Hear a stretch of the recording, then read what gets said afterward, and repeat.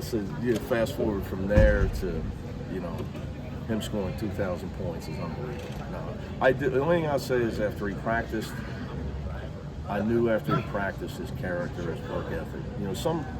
We all try to find talent, but I'm old now and I know that grit and work ethic's the hardest thing to find, and his work ethic was second to none. If Kobe Bryant was the hardest worker in the history of the NBA, he's the hardest working player that I've ever coached. He put in more time in the gym.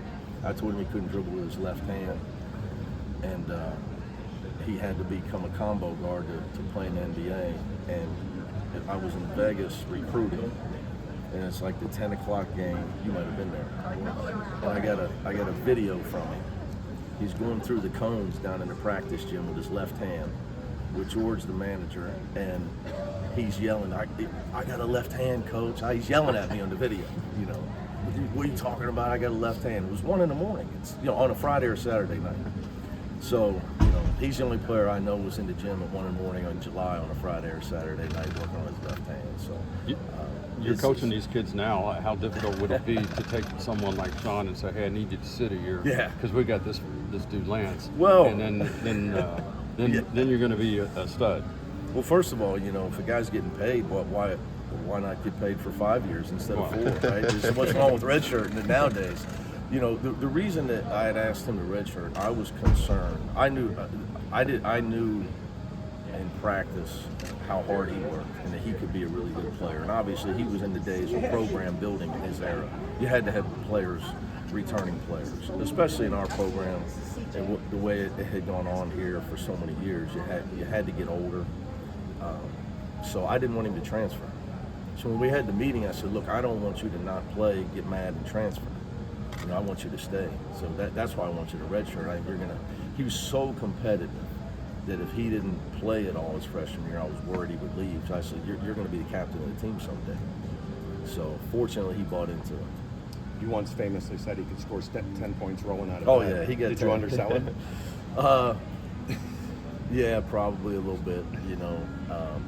I don't know where he stands at the White Plains. He's probably, maybe they're all-time leading scorer. I'm not sure, but he's scored everywhere he's ever been. Even when they gave him his chances in the NBA, he scored there as well. Some debate about the number. I think there is no.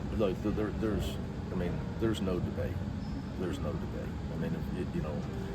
First of all, I would say, the tradition here probably should be celebrated more. There's not enough numbers up there. Like if you were to ask me, it would be Sean Kilpatrick, and then Gary Clark not long behind him, in my opinion.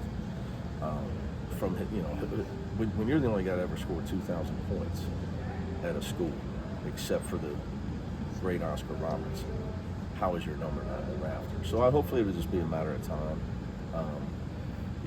In committees and all those sort of things. I don't even know who's on those things anymore, but I know that, in my opinion, it's in baseball they got first ballot Hall of Famers. He's a first ballot, have your number retired guy. When you score 2,000, you help your team to 4 NCAA tournaments, and you graduate, and you do it with class, the way he did it, his whole time here. So hopefully that'll happen.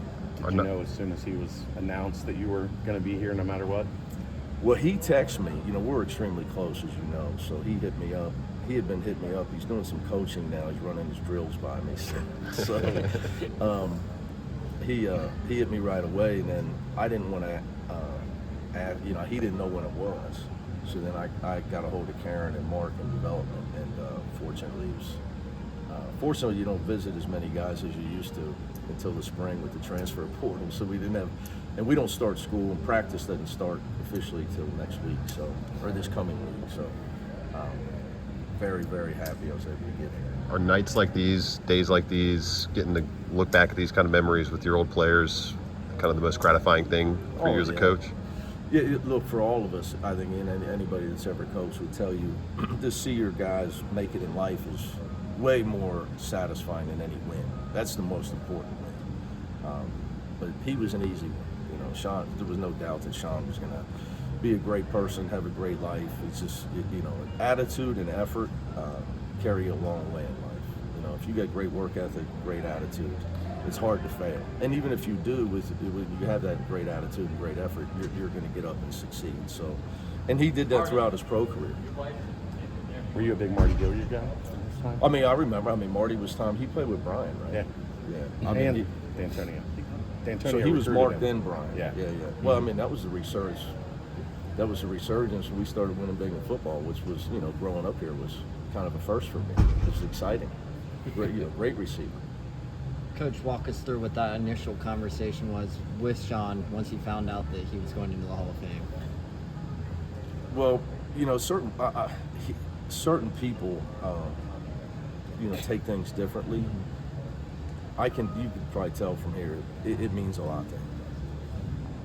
I'm kind of indifferent to things like that. I'm older. I just want to have good health, and have your kids do well. But he was really excited. Like it's really means a lot to him. So I was worried he was gonna be like, "Damn, you ain't coming," because I didn't say anything to him. I wanted to surprise him. So in the back and forth, I was like, it's gonna be great for you," and he's like, "Oh, thanks." So I had to play it off, but it tells you how much he cares about the University of Cincinnati and how much he put into his time here. He put a lot of effort into his time here.